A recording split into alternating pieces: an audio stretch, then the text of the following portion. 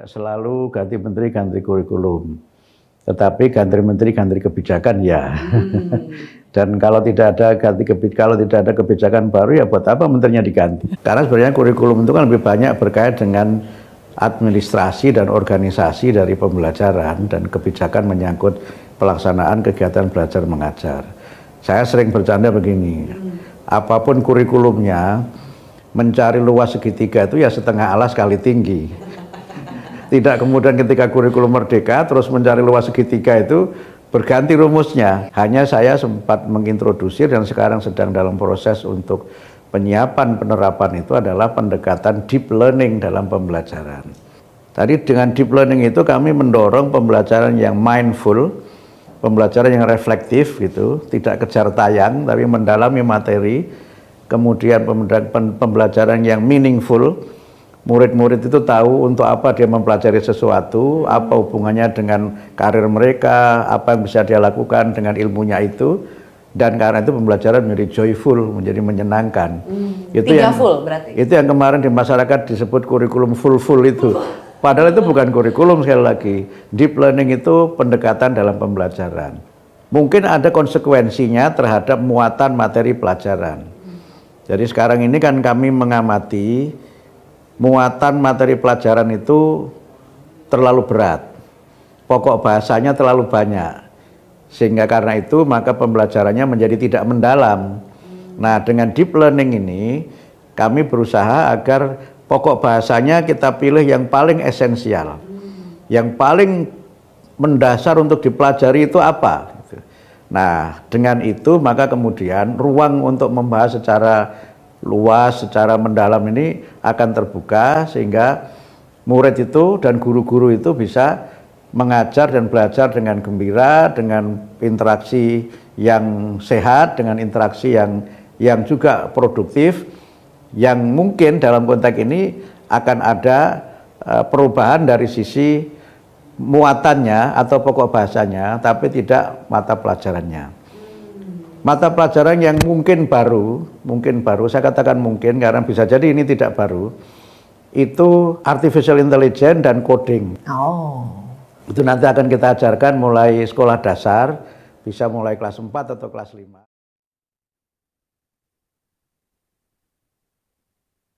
Nah, Ibu Bapak dan adik-adik, jadi salah satu isu yang saat ini sedang banyak dibicarakan dalam dunia pendidikan adalah deep learning. Jadi deep learning ini sesungguhnya bukanlah konsep baru. Ini udah konsep lama ya, tentang pembelajaran mendalam.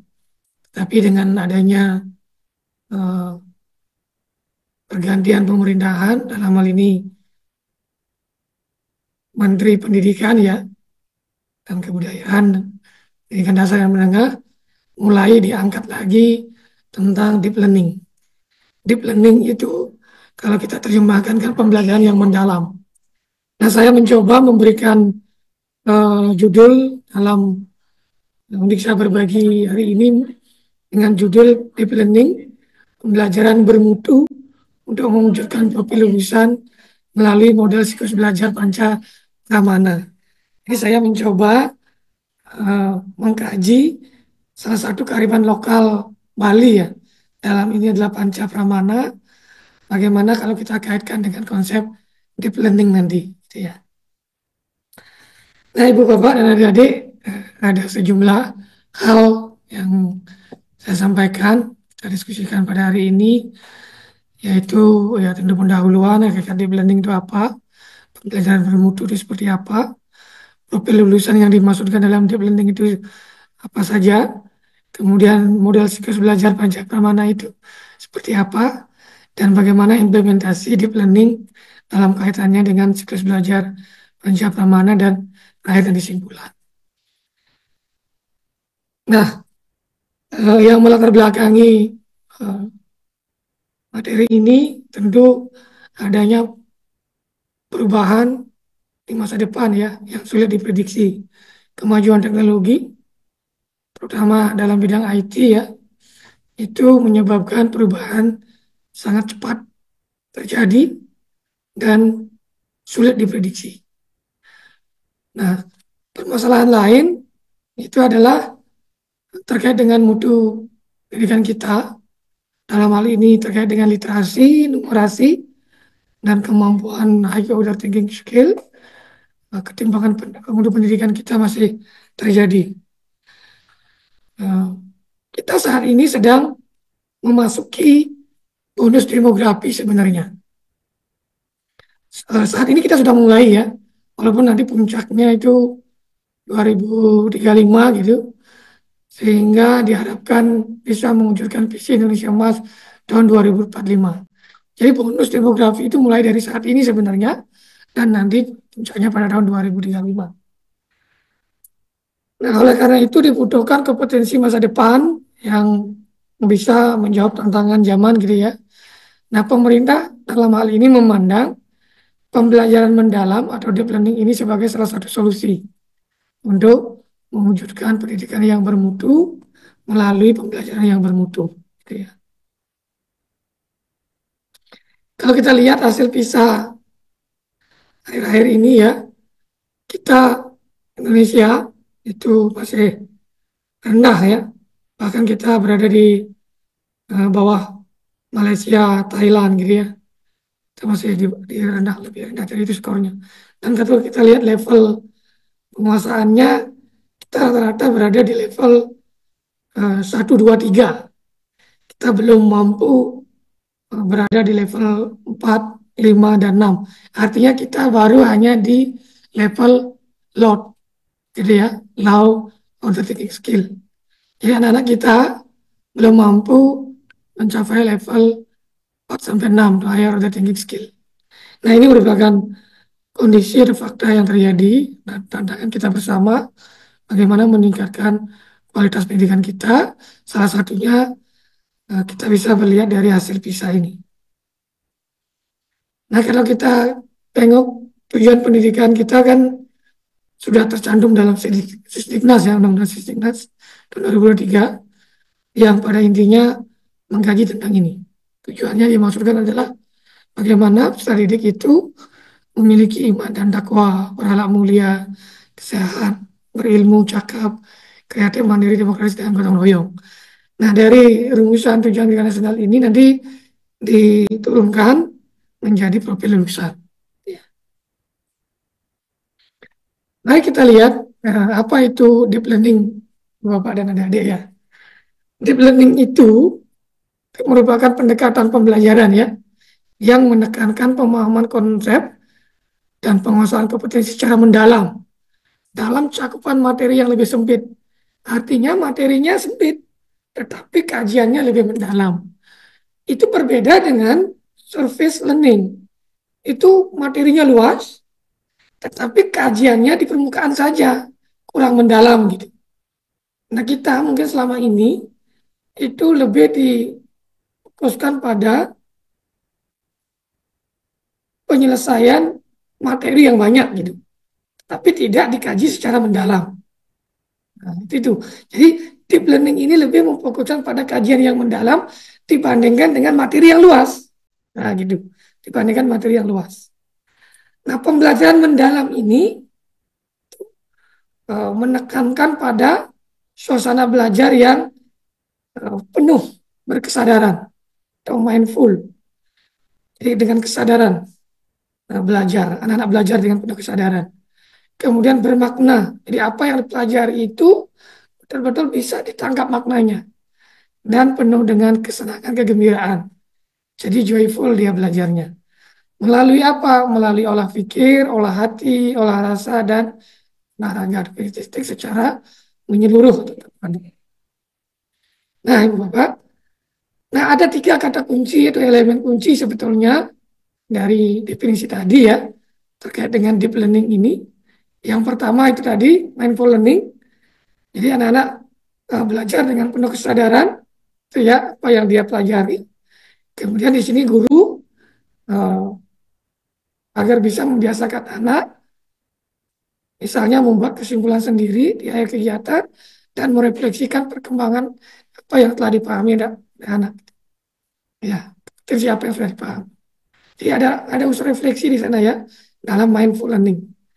Kemudian meaningful learning, Nah, di situ berarti memaknai apa yang sudah dipelajari. Dalam hal ini, anak diajak mengkaitkan konsep yang dipelajari sebelumnya dengan konsep yang dipelajari saat ini dan kaitannya dengan kehidupan sehari-hari itu. Itu meaningful learning dari dia. Kemudian joyful learning jadi menekankan pada anak itu belajar dengan suasana yang nyaman gitu ya, tidak tertekan gitu ya belajarnya. Jadi pembelajaran itu misalnya melalui game misalnya ya, kemudian melalui terlibat aktif, demonstrasi, eksperimen dan seterusnya. Jadi anak itu aktif learning by doing, gitu. Jadi aktif dia melakukan.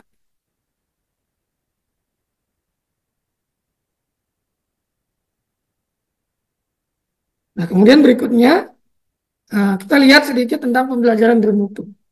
Kapan pembelajaran itu dikatakan bermutu? Jadi pembelajaran dikatakan bermutu apabila kegiatan-kegiatan yang dilakukan dalam proses pembelajaran itu menjadikan peserta didik itu bisa belajar dengan mudah, kemudian peserta didik itu belajar dengan antusias, menyenangkan, kemudian tercapai tujuan yang diharapkan. Berarti dia bermutu pembelajaran itu. Kemudian pembelajaran dikatakan bermutu apabila di dalam pembelajaran itu melalui suatu proses, langkah, strategi yang diterapkan oleh guru itu dapat menciptakan kualitas pendidikan. Yang tadi itu dilihat dari berbagai indikator, dia hasilnya bagus, ya. Kemudian pembelajaran bermutu itu di mana guru berperan sebagai leader yang mampu mengolah suatu kelas dengan baik ya dalam pembelajaran. Jadi guru mampu menstimulus untuk melahirkan ide-ide, inovasi, kreativitas dari anak, baik akademik maupun non-akademik. Jadi memberikan ruang kepada anak-anak untuk berkreativitas, untuk berinovasi dari materi yang dipelajarinya. Tadi itu pembelajaran bermutu. Nah berikutnya, mari kita lihat, kalau di kurikulum Merdeka kemarin, itu profil pelajar Pancasila terdiri dari 6 dimensi. Tetapi dalam deep learning, profil lulusan itu ada 8. Kalau yang kemarin ada 6, sekarang nambah nih. Ada 8. Ya. Yang pertama itu keimanan dan takwaan kepada Tuhan Yang Maha Esa. Kemudian yang kedua terkait dengan keluargaan. Ya. Literasi tentang keluargaan. Kemudian penalaran kritis, kreativitas. Nah ini memang sudah ada di kurikulum Merdeka saat ini. Lalu kolaborasi, kemandirian, kemudian kesehatan. Tentu kesehatan yang dimaksud di sini tidak hanya kesehatan fisik saja, tapi juga kesehatan mental. Ya, kesejahteraan lahir batin atau yang disebut dengan well-being. Ya, termasuk juga sebenarnya di dalamnya adalah kebahagiaan itu sendiri. Gitu. Lalu yang terakhir adalah komunikasi. Jadi skill komunikasi ini sangat dibutuhkan gitu ya bagi lulusan-lulusan untuk bisa survive di masa depan. Jadi skill komunikasi atau kecerdasan komunikasi ini sangat penting untuk ditanamkan kepada peserta didik. Jadi anak-anak harus dilatih untuk berbicara, mengungkapkan idenya, pendapatnya gitu ya. Kita tidak judgement misalnya kalau ada anak yang salah, tapi kita menggunakan pilihan-pilihan kata yang dorong, memotivasi dan anak-anak berani untuk berbicara. Nah, kalau kita gambarkan secara sederhana gitu ya, maka kerangka kerja dari deep learning itu seperti ini. Jadi pembelajaran mendalam itu kalau kita lihat, maka di sini ada beberapa hal yang perlu dilihat. Secara teoritik kita harus pahami dulu pedagogisnya seperti apa. Jadi di dalam mendidik atau mengkaji, melaksanakan pembelajaran, teori tentang pedagogisnya ini kita harus kuat, gitu ya. Pendekatan psikologinya misalnya harus kuat, termasuk di situ sekarang ada namanya spiritual pedagogi. Jadi ada psikopedagogi atau psikologi pendidikannya, kemudian ada juga spiritual pedagogik dari sisi spiritnya. Bagaimana pembelajaran itu dilakukan gitu ya. Kemudian lingkungan yang mendukung pembelajaran itu termasuk sarana prasarananya ya. Bagaimana kemitraan pembelajarannya, oh, bagaimana kerjasama itu dilakukan, dan pemanfaatan teknologi digital saat ini. Sehingga di dalam proses belajar itu ada paling tidak melakukan tiga hal ini. Anak-anak itu mampu memahami, kemudian mengaplikasikan dan merefleksi. Jadi pengalaman belajar yang mesti dimiliki oleh anak itu setidaknya mencerminkan tiga hal ini. Memahami, mengaplikasikan, dan merefleksi. Nah, di dalam memahami, merefleksikan, dan mengaplikasikan ini, maka di situ diharapkan anak-anak akan tumbuh. Ini ya, kemampuan untuk menggali ya kesadarannya, hal-hal yang bermakna dan menggembirakan tadi itu, prinsip pembelajaran tadi itu. Dengan demikian, kalau prinsip-prinsip pembelajaran ini sudah dilaksanakan, diharapkan dimensi profil lulusan ini bisa berkembang pada diri anak-anak. Gitu ya. Nah, apa itu berkesadaran? Gitu ya, pengalaman belajar atau prinsip berkesadaran ini itu adalah pengalaman belajar peserta didik yang diperoleh ketika mereka memiliki kesadaran untuk menjadi pembelajar yang aktif dan mampu meregulasi diri. Jadi anak-anak itu merasa bahwa belajar itu penting gitu loh. Jadi ada motivasi di dalam dirinya bahwa memang belajar itu sudah menjadi suatu kebutuhan lagi, bukan bukan paksaan gitu ya. Kemudian bermakna, jadi peserta didik itu atau anak itu sudah mampu menerapkan pengetahuannya yang dimiliki ke situasi nyata pada situasi kontekstual yang ada di dalam kehidupan sehari-hari. Yang membedakan tadi, jadi anak itu belajar dengan suasana yang positif, tenang dan menyenangkan tanpa merasa ada tekanan.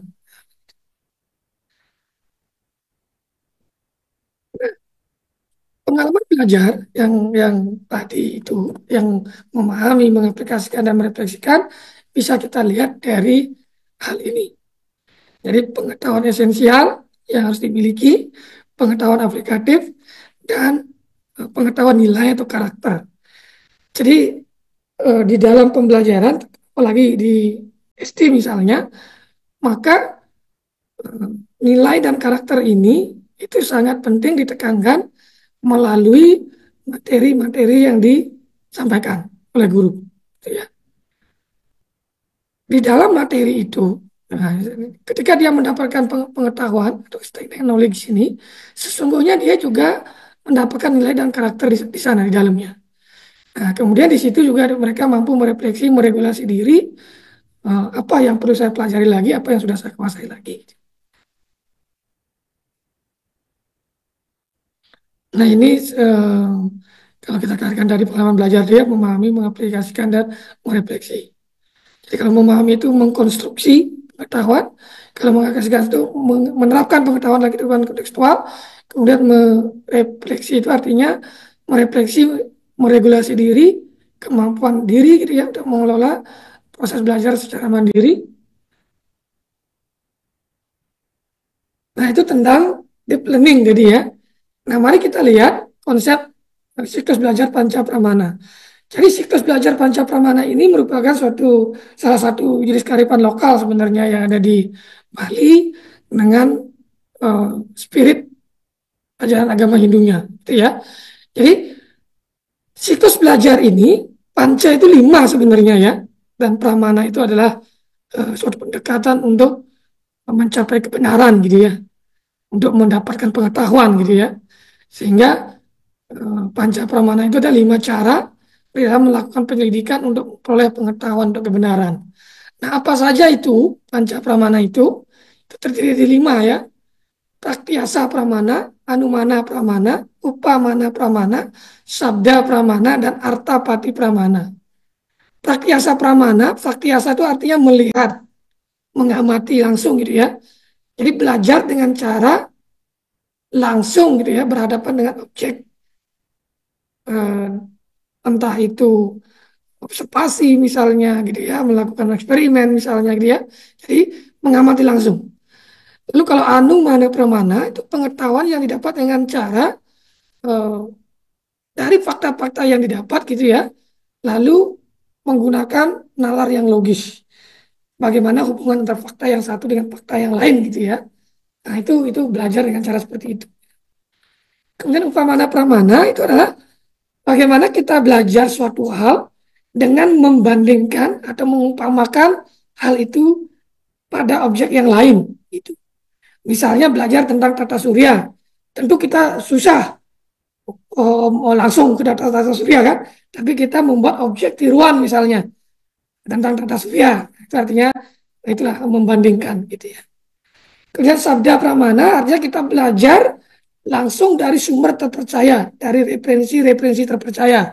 Misalnya dari jurnal-jurnal ilmiah, dari buku-buku yang diterbitkan secara nasional yang sudah bagus ya. Kemudian atau langsung datang kepada guru atau orang yang expert di bidangnya. Artinya sabda pramana.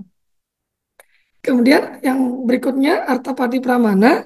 Jadi kita belajar dari suatu prinsip ya atau dua hal yang kita alami gitu lalu kita bandingkan apakah dua hal itu berhubungan atau tidak, bertentangan atau tidak gitu misalnya. Kita bisa sampaikan dalam bentuk perkiraan atau hipotesis suatu fakta-fakta yang kita alami itu ya.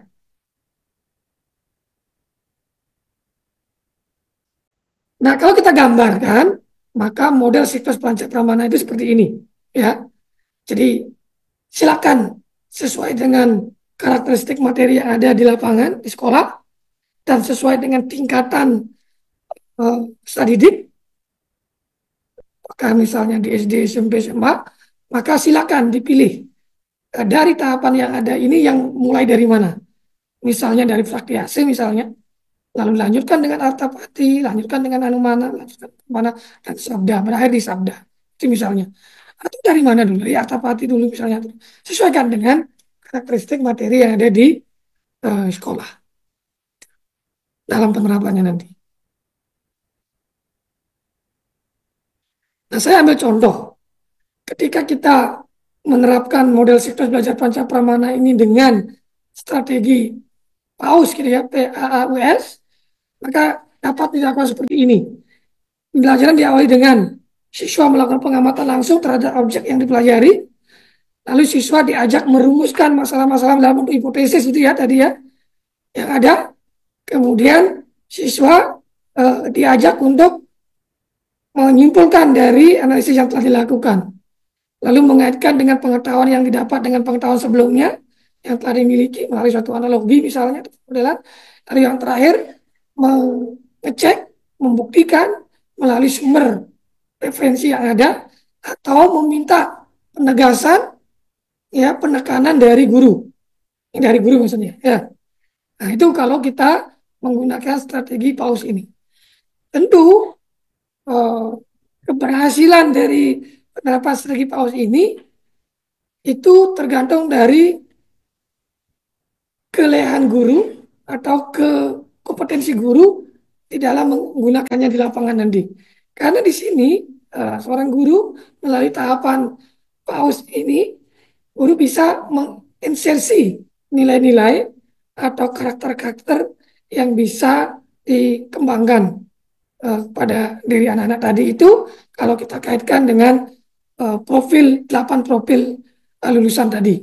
Jadi melalui tahapan ini bisa dilakukan itu, kemudian materi-materi yang disampaikan itu bisa diintensi nilai-nilai karakter.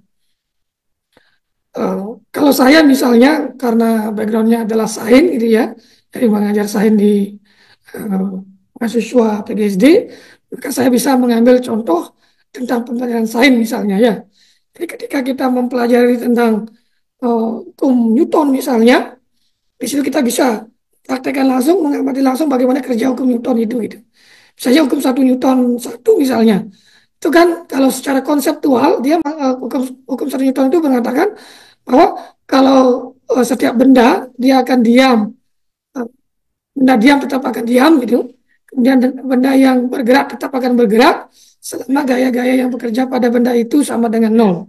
Artinya apa? Kalau kita ingin mengesersi sebuah karakter dari konsep hukum satu faktor ini, kita bisa menyatakan bahwa setiap orang memiliki kecenderungannya masing-masing. Orang yang rajin, dia cenderung akan rajin, disimbolkan dengan benda yang bergerak tadi. Kalau orang yang malas, cenderung tetap akan malas, disimbolkan dengan benda yang tetap diam tadi. Orang yang malas, nyaman di zona nyamannya. Orang yang rajin, nyaman di zona keaktifannya. Nah, gitu.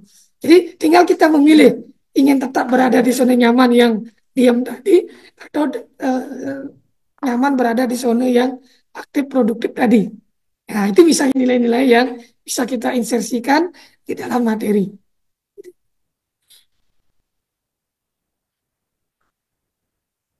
Lagi sedikit ya, jadi kalau dirangkum penjelasan saya tadi itu ya, maka dapat saya gambarkan seperti ini. Gitu ya. Jadi kalau dalam teori deep learning ini, itu sebenarnya mengakomodasi teori-teori yang lain.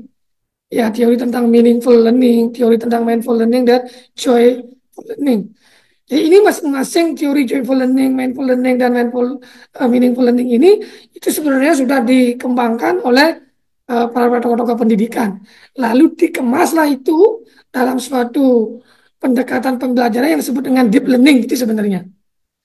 Kemudian kalau siklus panca pramana ini itu berangkat dari suatu kearifan lokal yang sebenarnya sadar ataupun tidak sadar itu sudah dilakukan di masyarakat, tetapi tidak disistematiskan. Nah, dalam konteks pendidikan, maka panca pramana ini kita bisa sistematiskan melalui sebuah siklus belajar panca pramana yang bisa kita mulai dari Praktiasa, Artapati, Anumana, Upamana, dan Sabda Pramana. Lalu kita bisa memilih suatu strategi, entah itu dengan strategi PAAUS itu misalnya, atau strategi dengan PUSAA itu misalnya, dan seterusnya. Itu pilihannya tergantung style guru, tergantung karakteristik materi yang ada di sekolah gitu, yang dipelajari oleh anak-anak kita. Kemudian dari sini maka kita diharapkan mampu mengembangkan itu ya. Seorang guru itu kan harus berkreativitas, menginsersi dalam setiap pembelajarannya agar mampu mengembangkan profil lulusan ini, keimanannya, ya, kewargaan, pengenalan kritis, dan seterusnya, kolaborasi kementerian, kesehatan komunikasi. Karena melalui panca pramana ini, di situ ada, misalnya kita mengajak anak-anak itu berdoa dulu, mengajak anak-anak itu misalnya hening atau meditasi, ya, karena 5 menit misalnya. Kemudian di situ kita anak-anak ajak berkolaborasi, melakukan sebuah pengamatan, gitu ya. Kemudian di situ anak-anak kita ajak untuk menganalisis masing-masing kemandiriannya, gitu ya. Kemudian di situ juga aktif, ya, bergerak antara satu anak dengan anak yang lain dalam melakukan aktivitas kegiatan. Kemudian di situ bisa berkomunikasi antara satu kelompok dan kelompok yang lain, ya, sehingga muncul kemampuan komunikasinya, ya, dan kemampuan-kemampuan yang lain sesuai dengan profil lulusan yang diharapkan. Dengan demikian, maka tujuan pendidikan nasional diharapkan bisa terwujud, yang tadi lahir generasi-generasi yang memiliki iman dan takwa, berakhlak mulia, kemudian ya, bertanggung jawab, demokratis, ya, anak yang cakap, cerdas, gitu ya. Nah, itulah tujuan pendidikan yang diharapkan terbentuk. Dengan demikian, Indonesia Emas tahun 2045 betul-betul terwujud melalui salah satunya dunia pendidikan, gitu ya. Kemudian melalui bonus demografi yang kita miliki, yang sudah mulai saat ini sampai nanti puncak bonus demografi itu adalah di tahun 2035 atau 10 tahun dari sekarang. Berarti anak-anak kita saat ini yang sedang duduk di SMP misalnya, di SMA, dan bahkan di SD itu. Sehingga 10 tahun ke depan, ya, puncaknya mereka sedang usia-usia produktif. Berarti mereka 10 tahun ke depan dia usianya mungkin yang anak SMA misalnya dia menjelang 30 tahun, menjelang 20 tahun gitu ya. Sehingga di tahun 445 nanti, 2045 nanti mereka sudah memasuki usia matang. Ya, usia 40 tahunan gitu ya. Itulah Indonesia emas yang diharapkan. Baik, saya pikir itu materi yang bisa saya sampaikan. Selanjutnya kalau ada yang mau didiskusikan, saya persilakan. Saya kembalikan kepada moderator.